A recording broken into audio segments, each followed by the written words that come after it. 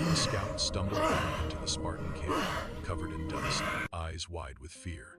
He didn't need to speak. The men could already hear it low, rhythmic, unstoppable.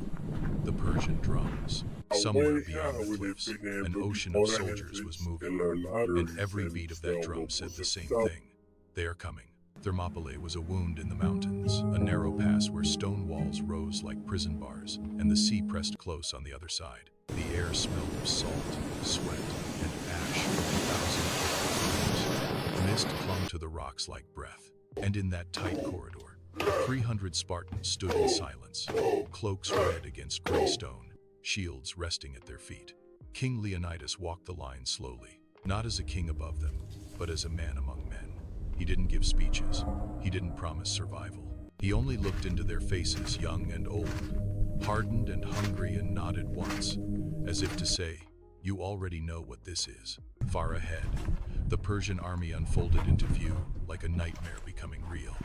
Endless ranks, spears like a forest, armor flashing in the early light, banners snapping in the wind. The sound was not one sound, but many metal shifting, horses snorting, voices chanting in languages the Spartans didn't know. The size of it did something to the human mind. It made the world feel smaller. It made resistance feel foolish. And yet the Spartans didn't move. Xerxes, the Persian king, watched from his elevated platform, surrounded by guards and gold. He was used to this moment. Cities always broke. Armies always ran. His empire didn't just conquer land, it conquered hope. He expected fear to do the work before his blades ever had to.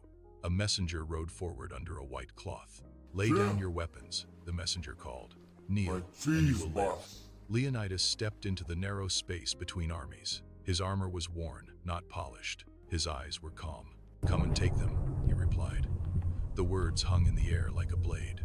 For a moment, even the Persians were quiet. Not because they were afraid, but because they weren't used to hearing no. The first attack hit like a wave. Persian infantry surged into the pass, shouting, confident that numbers would crush everything. But in Thermopylae, numbers became a trap. The narrow ground forced them into tight columns, and the Spartans welcomed it. Shields locked together wood and bronze, forming a single wall. Spears thrust forward in perfect rhythm. Step, stab, withdraw. Step, stab, withdraw. The sound was brutal metal cracking, bodies hitting stone, breath turning to steam in the cold air. The Persians pushed, and the Spartans pushed back. Every Spartan was trained from childhood to fight like part of a machine.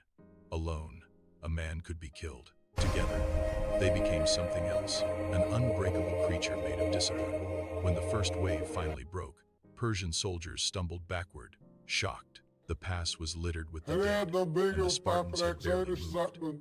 Xerxes narrowed his eyes. He sent another wave, then another. Hours turned into blood and noise. Dust rose until the sunlight turned pale.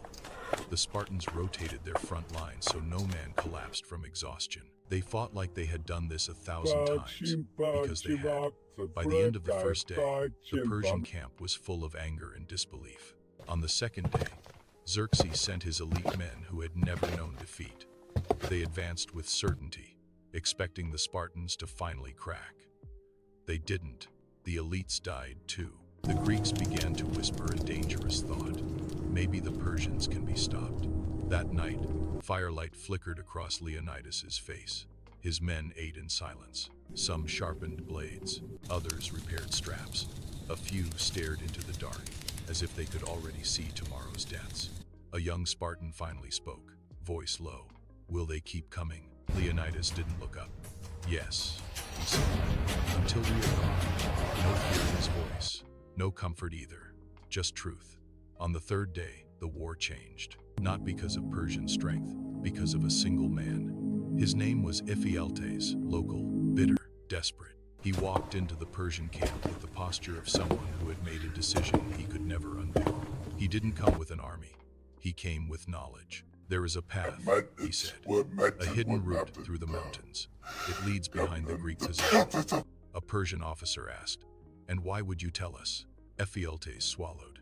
"I want reward," he said, "and I want them to pay." Xerxes smiled. Gold was easier than war. Before dawn, Persian troops began moving through the secret pass.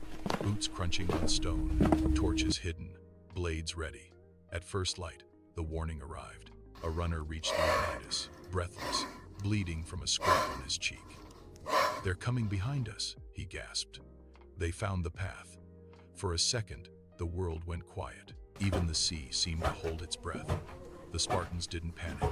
They didn't shout. They simply looked to their king. This was the moment that decided everything. Retreat was possible there. If Leonidas ordered it now, some might escape. He could preserve his men. He could live. He could fight another day. But if he left, the pass would open. Xerxes would march into Greece. Cities would burn. The resistance would shatter before it began. Leonidas stood still, feeling the weight of every life behind him and every life beyond the mountains. Then he made his choice. He turned to the allied Greek forces who had come to fight beside him, men from other cities, fathers with families, warriors with fewer years of training but no less courage. "Go," Leonidas said. "Tell Greece what happened here. Tell them to prepare." Some protested, some begged to stay. Leonidas's voice hardened. "Go." Most obeyed, but not all. A few hundred stayed, men who refused to abandon the stand, who understood that this wasn't just a battle anymore. It was a message written in blood. The Spartans prepared for the last act. They moved forward, away from the tightest point of the pass, onto more open ground. The decision was deliberate. If death was coming, they would meet it head-on, not trapped like hunted animals. The Persians approached from the front again, thousands upon thousands, encouraged by the knowledge that the Greeks were now surrounded. The Spartans didn't wait. They charged. The sound was thunderbolts striking stone, war cries ripping through air, shields colliding, spears snapping. The world narrowed to breath and impact. Time became a series of violent moments, a blade sliding off armor, a spear piercing flesh, a man falling, another stepping over him without hesitation. Leonidas fought at the center, not protected, not hidden. His shield bore dents, his forearms bled, his eyes never left the enemy. When the Persians closed in, the Spartans tightened around their king, refusing to let the circle break. And when the rear attack finally arrived, Persian troops pouring into view behind them, the last space of escape vanished like smoke. They were surrounded. A Persian arrow struck a Spartan in the throat. He fell, choking. Another took a spear to the ribs and dropped to his knees, still trying to raise his shield. The Spartans kept moving. They fought until their spears broke. Then they fought with swords. When swords shattered, they fought with fists, with shields, with bare hands, with teeth, if that's what was left. One by one, the red cloaks fell into the dust. The Persians closed tighter. Then Leonidas went down. No dramatic pause. No perfect hero shot. Just the sudden, brutal reality of war. A strike, a stumble, a fall, or a heartbeat. The Spartans froze, not in fear, but in something like disbelief. Then they roared. They fought like men who had nothing left but meaning. When it was finally over, the pass was quiet except for the wind. The Persians had won, but Xerxes didn't look satisfied. He looked disturbed, because what he had seen was something his empire didn't understand. A people willing to die rather than kneel. News of Thermopylae spread across Greece like wildfire. In every city, the story sharpened into legend. Not because 300 men were invincible, but because they had looked at certain death and stayed. They lost the battle, and they changed the war.